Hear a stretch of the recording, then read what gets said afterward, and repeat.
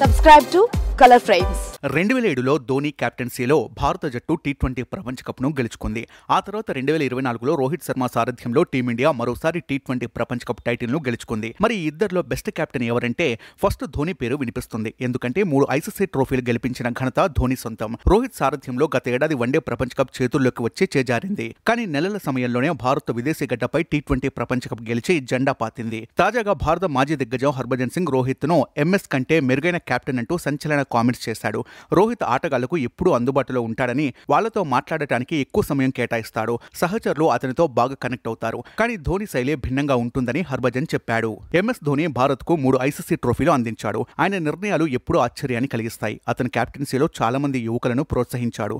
వాళ్లను మ్యాచ్ విన్నర్లుగా మార్చాడు. అయితే ధోని కెప్టెన్సీ శైలి చాలా భిన్నంగా ఉంటుందని బజ్జీ చెప్పాడు. ధోని ఎవరితోనూ మాట్లాడాడు. అతను తన ఆలోచనలను తన మౌనం ద్వారా వ్యక్తపరుస్తాడు. ఇలా ధోని మరియు రోహిత్ పూర్తిగా భిన్నమైన కెప్టెన్లు అంటూ హర్భజన్ తన వ్యక్తిగత అభిప్రాయాలను పంచుకున్నాడు. నిజానికి భారత క్రికెట్ జట్టుకు అత్యుత్తమ కెప్టెన్ ఎవరు అని క్రికెట్ కారిడార్లలో తరచుగా చర్చ జరుగుతుంది. అయితే ఈ ప్రశ్నపై ప్రతి ఒక్కరికి భిన్నమైన అభిప్రాయాలు ఉన్నాయి. కొందరు ధోని పేరును, మరికొందరు రోహిత్ పేరును తీసుకుంటారు. మరికొందరు విరాట్ను బెస్ట్ కెప్టెన్ గా చూస్తారు. ఏది ఏమైనా ఈ ముగ్గురు లెజెండరీ ఆటగాళ్లు భారత క్రికెట్లో ఎన్నో మార్పులు తీసుకొచ్చారు. టీమిండియా అంటే ప్రత్యర్థులకు హడలెత్తించే విధంగా జట్టును తీర్చిదిద్దారు. ఆటగాడిగా, కెప్టెన్ గా ఎన్నో చిరస్మరణీయమైన విజయాలను అందించారు. వీడియో మీకు నచ్చినట్లయితే ప్లీజ్ లైక్ చేయండి, షేర్ చేయండి, కామెంట్ చేయండి.